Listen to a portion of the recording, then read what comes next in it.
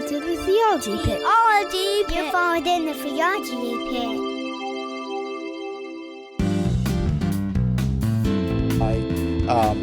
Free will is necessary, and in their model of salvation, it's an imperative. It has to be there.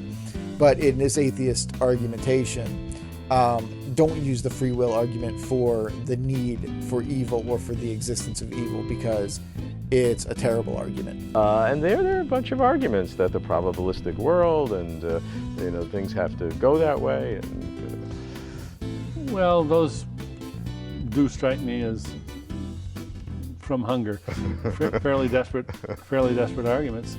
We have to remember that the idea that God is good is a fairly recent domestication of religion. There were plenty of bad gods in the early.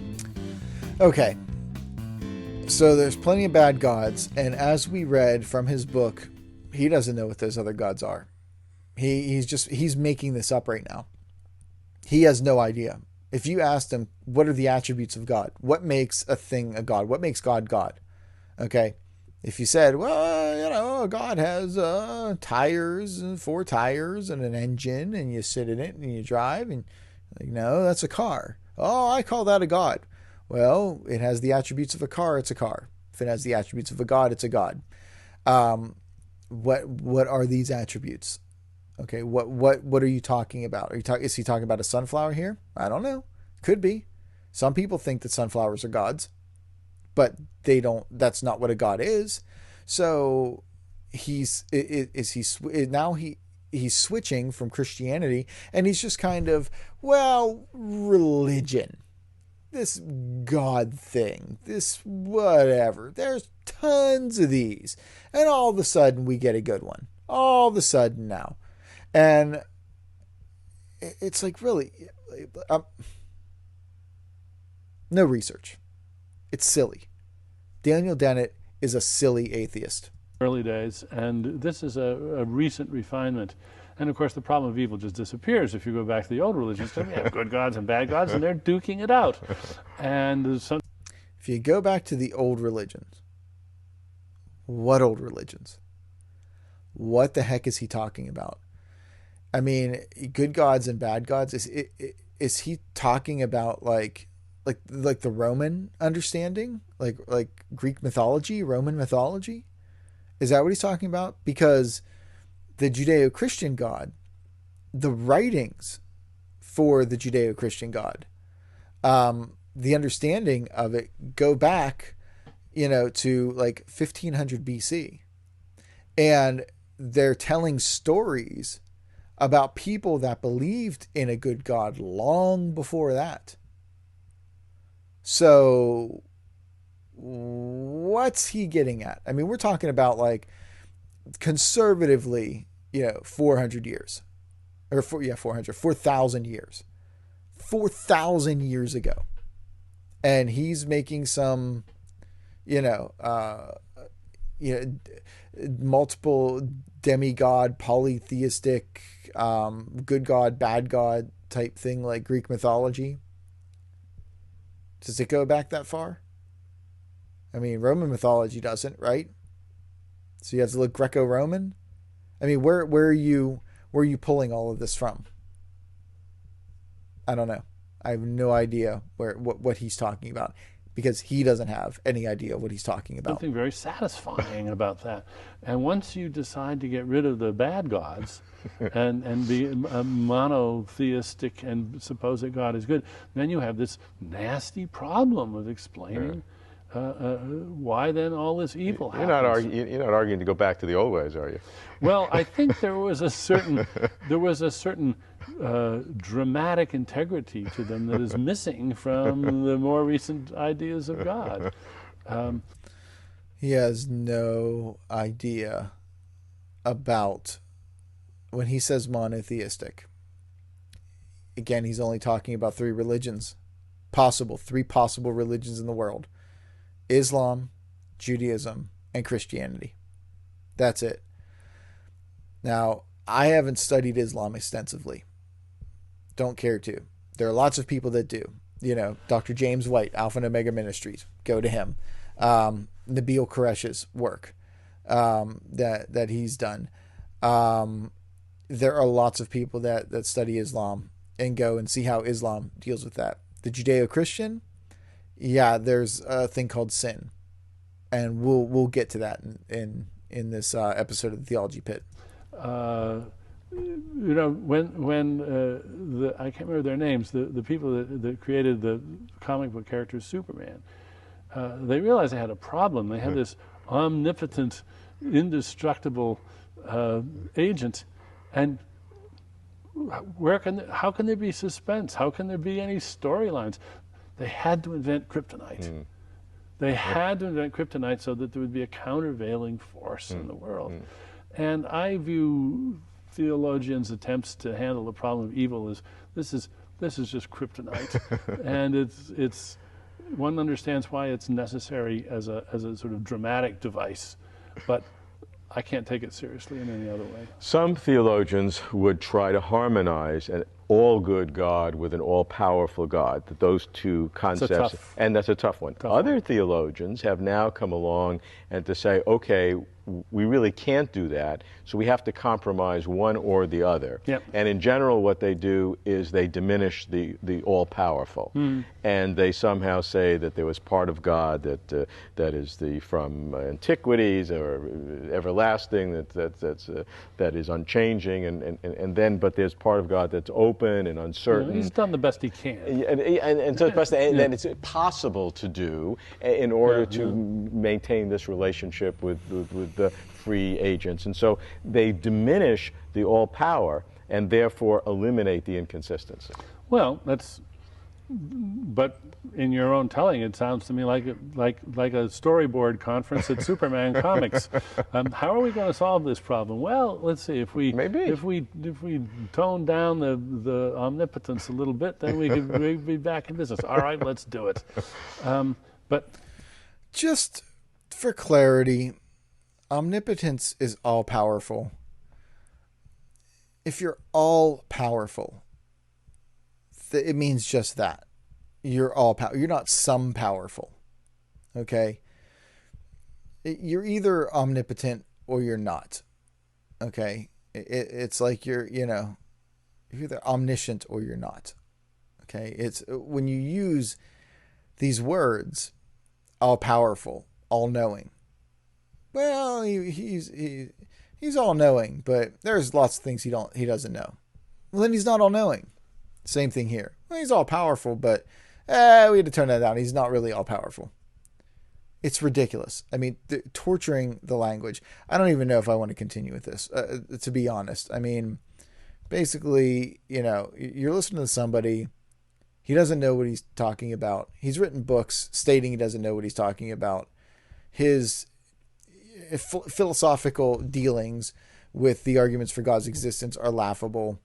I just don't think that, we should waste any more of our time with someone who obviously, drinks his soup through a straw.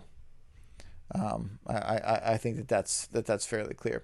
So what we're going to do is we're going to just move along here, and we're going to go to Michael Shermer. He is the editor, I think, of Skeptic Magazine, and this is 6 minutes and 57 seconds long. We'll see how far we can get, through this. A little bit more serious, and because of that, it might be a little bit more to work with, or to work through, rather. Michael, you're an atheist. Many of your best friends are atheists. You debate with people who believe in God. What are atheism's best arguments? The atheists who take a philosophical perspective use a different set of arguments than I would. They have has to do with the first cause and the prime mover, and they debunk all those. They sort of leave the theist arguments without any substance, ergo, there is no God. The approach I take is more positive, actually, in the sense of there's actually positive argument, the idea that there is a God, which is anthropological, psychological, sociological studies of religion. And so the fact that where you happen to be born tells us which God you believe in. and which religion you adhere to. And the fact that there's 10,000 different religions around the world, at least, if not more, and thousands of different gods, that's a strong indication that we created God, not vice versa. No, it isn't. He is actually, and I've heard this from atheists before. They've said to me, well, Sam, see, you're a Christian because you grew up in a Christian household and you live in a Christian country. And, you live in a Christian nation. There are churches everywhere and Christianity is just all over the place, And, I've been told this by people that I've grown up with in the same country, in the same culture, and yet they're not Christians. They defeat their own argument by making it. And he's going to do the same. He's going to say, well, if I was raised in India, I'd believe that. That would be my religion. It's like, no. You grew up in a nation, I guarantee you're surrounded by Christians, okay? Maybe good ones, maybe bad ones, who knows? It doesn't matter. It's like some people that went to church, I was raised Catholic. I went to church and I went there all the time and I don't believe any of that stuff. And I'm just like, okay, well then you know what? You are a living example that this argument right here is bunk. That argument doesn't hold water whatsoever. Not only that, when he says about like the cosmological argument and that sort of thing, you can just brush that away. Oh, thanks for not giving us any examples of how you just brush that away. Here's the thing with the cosmological argument. I have never, and I shouldn't say never, but I've never personally heard or read an atheist argument against the Kalam argument, or against the cosmological argument, where they actually represented the syllogism properly. Daniel Dennett doesn't do it in his book. Richard Dawkins doesn't do it in his book. Sam Harris doesn't do it in his book. The cosmological argument is anything that begins to exist has a cause. The universe began to exist. Therefore, the universe has a cause. That's all the cosmological argument is. Okay, that's it. So the way it's usually changed is anything that begins to exist must have a cause. Or anything that exists must have a cause. I think that's how they word it. Anything that exists must have a cause. Oh. Well, God exists. What was his cause? Because you're saying anything that exists has a cause, and it's like, no. The argument is anything that begins to exist has a cause. Not anything that exists must have a cause. Okay? While it is true that things that exist do have cause, there's, laws of contingency there. It's worded very carefully for a reason. And whenever you change it, you are no longer representing the cosmological argument. You've just made something up that it's a straw man. Nobody holds to that. Nobody hears that. And some people have made these atheist arguments in the caveman speak, because that's about what they are. It's like, if God, why bad thing? If God, why bad thing feel good? If God exists, why he no have God? And that's all they are. That's all that these arguments are, over and over and over again. It's just, and they never give you attributes for God. They never define what they're talking about. They borrow from theistic language. They borrow from Christian philosophy for terminology, for understanding, and they say stuff like this. That hey, wherever you live, that's what you believe. The Theology Pit is a partner-funded ministry. Please consider partnering with us by making a donation at thetheologypit.com. Just scroll to the bottom of the page, hit the donate button, and make a contribution to the best Theology Pit podcast on the internet. Now let's get back to the show. counter argument is that all of those different religions have a core concept of a supernatural agent of some kind, and that culturally that core concept is then expressed in different ways. And the very diversity and ubiquity was across the earth in every society that you're using against God would be used as a proof that there is a God. Now, this is what's called the sensus divinitatis. Okay, I think I said that properly. The sense of the divine.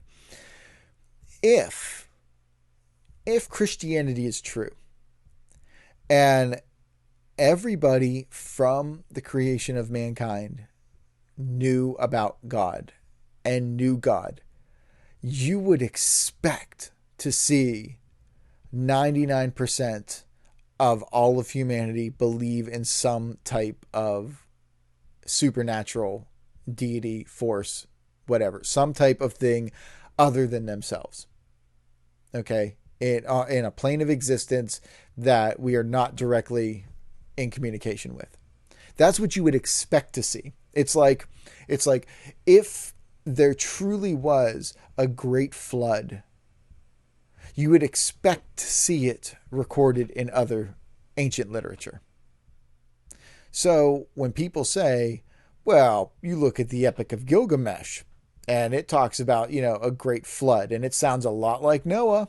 And then you look at the Bible and it's like, yeah, imagine that. If something actually happened, if a phenomenon like that actually happened, then the cultures of the world would all have a similar experience, a similar story. You would expect to see that. So, everybody's having this similar type thing is actually more evidence that there is something out there that we can put in the realm of God. We can talk about the attributes of them.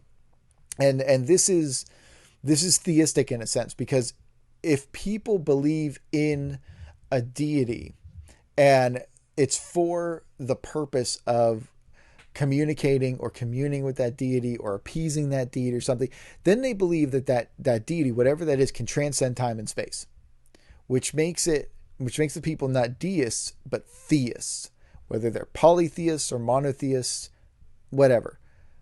But you would expect to see something like that. Or some sort of a supernatural force that exists. Yeah, you're absolutely right. That is the argument that they make. And my counter to that is actually, no, we can look inside the brain and at evolutionary theory to explain why even that concept is constructed by humans and not vice versa. That is, we made gods and God did not make us. Because, for example, if you stimulate certain parts of the temporal lobe, people will experience floating out of their body. They'll experience a sense presence. There's an invisible being in the room with me right now. I can just sense him here. And you can just poke around there and do brain stimulation. You can do it with like electromagnetic fields. You can do it through sleep deprivation, through hunger and starvation, high altitude. And so, playing the role of a theist, I'd say, well, of course there's that. If God's going to have a relationship with people, there has to be a way that God can direct evolution so that people will have a way to communicate. Do we have? It's not a miracle that I see. I have to have eyes to see. So if I'm going to have a relationship with God, there has to be a part of my brain to do that. Now, this is why I am a Christian, because Christianity is the most falsifiable religion. The Jewish and the Christian worldview, the Judeo-Christian worldview, is a God that is based on evidence, okay, on tangible things actually happening. God refers to himself and is referred to in the Old Testament as the God who brought the Israelites out of Egypt, the God of Abraham, Isaac, and Jacob, the God who does things. The names of God are actions, they are events, okay? They tell you not God's name, but an attribute about him, how he works through history. And the best way that he is known in the world is as Yahweh.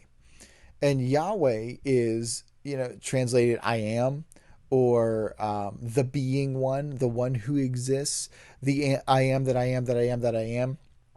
My Jewish study Bible says that it's understood as you will know me by what I am about to do. He gives Moses this name before he releases the Israelites from bondage, from Egypt, before the 10 plagues happen. Same name that Jesus used before he was crucified, when the Roman guards came to arrest him, and he said, I am. And he would tell the Jews, that's why the Jews wanted to stone him. He constantly said, I am. In the New Testament, he is referred to, and I want to say it's in Jude. I say Jude verse 5, I believe. I think there's only one chapter in Jude, verse 5, that it describes Jesus as the one who brought the Israelites out of Egypt. He is being directly related to Yahweh. It's more than a name. It's an action. It's a historical, tangible manifestation. Jesus' resurrection was physical. He was there for 40 days, walking around, talking to people. Hundreds of people saw him. Paul says more than 400 saw him at one time, at one point. And he even says in his letters, don't believe me. Go talk to those people. All right. Some have fallen asleep. Some have died, but most of them are still alive. Go talk to them. They saw him. They did it. Christianity is completely falsifiable. All they had to do was produce a body, bring it out of the tomb. This all goes away. But they didn't. So it's not some feeling. It's not, I was a little too hungry, or, sleep deprivation or whatever. That's not Christianity. It might be some other religions, but again, you have to conflate all the other religions and push it into Christianity in order to make this stuff, seem extremely, unrealistic. Good argument. And that is the argument that they make. So, and then I come back and say, okay, but if God did it that way, why is it that somebody born in India doesn't believe in your God at all? He believes in Ganesha, the blue elephant god. Why would God have done it that way? And had I been born there, that's what I would believe instead of a Western. So why is... He's not a Christian. Just in case anybody didn't know. He's not a Christian. This argument falls flat on its face. This argument, this one right here, what he just said, falls on its face. My brain different than the Indian's brain. And the argument that some would make, who are universalists, would say that both of those individuals are in touch with the same supernatural force or ultimate reality, or the real. People have different characterizations of what that is. And that so many people do that is a demonstration that there's some deep need. Right, exactly. A deep need that evolved like all of our other needs. And you could just start with something like hunger and thirst and sex. I mean, really basic drives that obviously we evolved for very specific reasons for survival. But you just start building onto that all these other beliefs that are really no different. They're just emotions evolved to drive behavior to do certain things, including the emotion of wanting to be with other people, a social thing. Okay, so we have this is an anthropological social argument, which you make. Others would make analytical kinds of arguments to undermine the theist argument. So those are two broad categories of atheistic arguments. Are there others? Well, the problem of evil, okay, I think, is probably the biggest one in terms of the way things are in the world, mm-hmm. and the way things should be if there were a God or not a God. Mm-hmm. And the way the world is structured with evil, why bad things happen to good people. And I'm not talking about why you hate me and why there's genocide. No, I mean just like innocent children getting cancer. Why would that happen? In a universe where there's an all-powerful, all-good God, that shouldn't be happening. In a universe where there is no God, that is exactly what would happen. So it fulfills that. In a universe where there is no God, there wouldn't be any problem with that happening. Because it doesn't matter. It's not good or evil. It's not bad. It's not... There is no thing. There is no objective thing. It's sort of a prediction. Right. The argument from evil is a strong one because it leads directly, without a lot of complicated arguments, to the fact that the universe has no God. To explain it with a God, you have to go through some complex thinking, and theists have a lot of those. They do. And there are dozens of explanations for the problem of evil, but they're complicated. They take books. That's right. I know. You had one statement that therefore there's no God. Right. To go the other way. So that's All right. So that's pretty much what we needed to hear from that. Okay. Tons of these complicated arguments that, theists have to go through to, show that the problem of evil, and they just can't do it. And it's just, it's a mess. It's a blah, blah, blah. Let me take you very quickly through this argument and why evil exists and why a good and all-powerful God allows these things to take place. All right. If you want to turn your Bibles, you want to open them up to, if you're not watching, we're going to go right here to Genesis chapter 1, verse 26. Then God said, "Let us make humankind in our image, after our likeness, so they may rule." So they may rule. So they may rule over the fish, of the sea, the birds of the air, over the cattle, and over all the earth, and over all the creatures that move on the earth. So everything that God had just created in all the different days, okay, the three groups of things, mankind is to rule over it. So pretty much all of creation. The footnote here says, God's purpose in giving humankind his image is that they might rule the created order on behalf of the heavenly king and his royal court. So, the divine image, however it is defined, gives humankind the capacity and or authority to rule over creation. Why is that significant? Why is that important? Because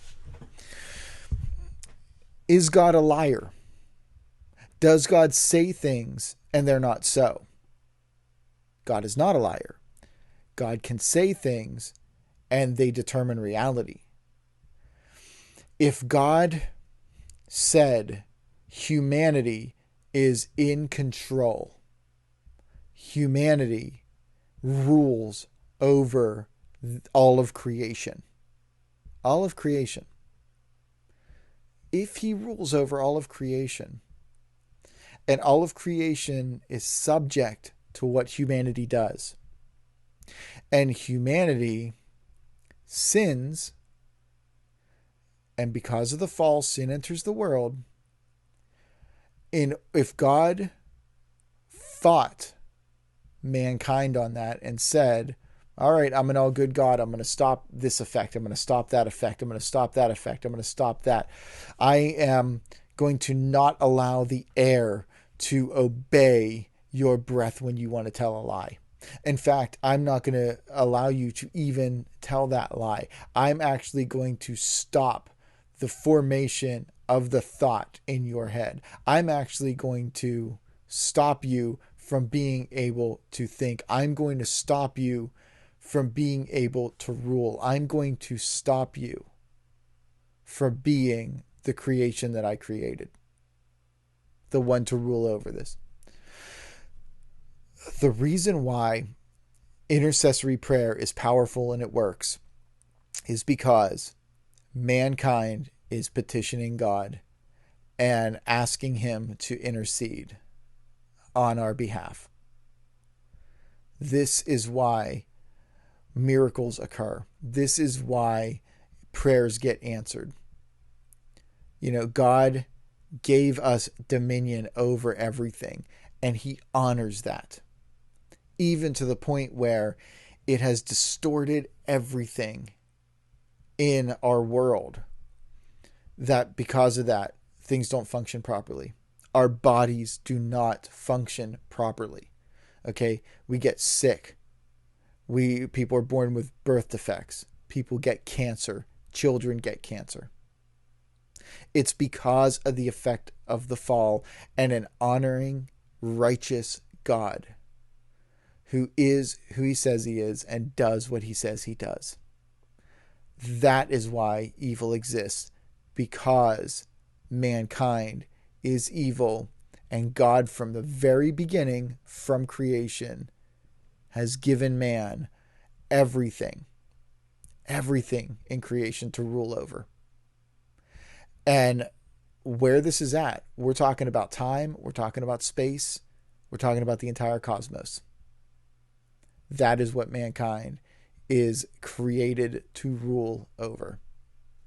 And who is the King of Kings, the Lord of Lords, who sits on the throne and does rule? The fully human Theanthropos, Jesus Christ, our representative, the perfect human, the one who fulfills this, the one who sets stuff straight, who actually does this. That is why there is evil. That is not complicated. That is not books of things. It didn't take very long to explain it. Even a lazy atheist has read Genesis 1, the first chapter of Genesis. I mean, how many verses are there here in Genesis 1? There's 31 verses. 31. These atheists can't read 31 verses. This is a shame. It's a shame that, you know what, it's a shame on twofold. Number one, that Christians have such a hard time explaining this. I mean, the one thing that you don't have to prove to people is that stuff isn't right. That there are people that do bad stuff, that evil exists. Even atheists that don't believe in a God that exists as the contrast so that we know what evil is. We know what sin is. Sin literally means to miss the mark. That there is a proper way of doing things. And when you don't do it the proper way, that's sin. And that the degree of sin can then get put into a realm of evil for atheists. But here it is. We just looked at it. No one will read. No one read. I mean, it's plain. It's clear. It's right there. God created mankind, gave him dominion, which means everything is under his control. What he does affects everything. You know? I mean, we believe that in politics, right? We believe in politics that, you know, you get the government that you deserve because that's who you voted for. Elections have consequences. How many times have we heard that? Because the people that we delegated authority to, the laws that they produce, the things that we, you know, are subject to live under, those have consequences. And if they're bad, you feel them. You feel the bad consequences with over legislation, with a bloated government. I mean, I never saw the movie The Purge. I don't know how many that they made. I don't know what it is, but I know the basic premise of it. And it's like, you know, there's like a day where there's no laws at all. And it's like, you know, what are people going to do? And I guess it's like, you know, some type of like horror movie or whatever. You know, it's just people being crazy. But there was a joke that was going around that said, you know what? If that ever existed, there were no laws. You know what I would do? I'd go fishing. Yeah. I'd go hunting. I'd cut hair. Yeah. Because all of those things take licenses from the government to do. All of those. They're ridiculous. They're absolutely ridiculous. But this is the consequence of somebody having authority and doing something and it having effects. All right. How many of those things have been in effect that, you know, longer than than we've been alive? So people that made those laws, you know, may have made those laws long before I was born, but yet I'm still living under the effects of them. If I want to go fishing, I need to get a license. You know, the language that Pennsylvania has for, you know, hunting is still like, that English language, that European English language, that the animals are the state's animals, just like they were the king's animals. Okay. And so we live under that effect. I live under that effect that happened before, but yet it's unreasonable for us to think that a God who's a God of his word, who has elected mankind to be in this position over all of eternity, and then he screwed up and bad things happen, it's not God's responsibility to go in and fix it. All right, Saint Anselm made that argument in his work Credeus Homo, Why the God Man. It's a good work. It's why Christ had to be both God and man, why that was necessary, because only God could fix the problem, and it was only man's responsibility for it. But why do bad things happen? And God, who's an all-powerful God and all-good God, why doesn't he stop them? Because he's a God of his word. If he wasn't a God of his word, he wouldn't be God. Hey everyone, thanks for listening to the Theology Pit. Check us out, theologypit.com. I got some new shirts made up that say I can do all things through scripture taken out of context. You can buy them on the website. Don't forget to check out Divergent Theology. Right now, Michael is doing the lead. The way this is working, we each take a topic, and his lead is that he said, I don't believe in sola scriptura, or scripture alone. And so it's a 4-part series that we have. Each episode is a half-hour long, video and podcast. So go ahead and check it out. Give us some feedback on it. Like, subscribe. If you haven't been to the Theology Pit on YouTube, like and subscribe it. I did a live stream video. I just wanted to try it out with some of the software. Reacting to one of Todd Friel's videos from Wretched Radio. You can go and check that out also. But I hope that this was informative. I hope that this, helps people out. I hope that they understand how to respond to atheists, to look at what they're saying, how they're saying it, and with, theodicy, with the problem of evil. That the reason why it exists is because God is a God of his word. Thank you for listening to the Theology Pit. Please take a moment to rate our podcast and leave a comment about what you like or what you don't like. Each rating and comment helps others discover this show. Don't forget to visit us at thetheologypit.com to make a donation. While on the website, we would appreciate it if you would share these podcasts with your friends and family on social media. Our Facebook page is also titled The Theology Pit.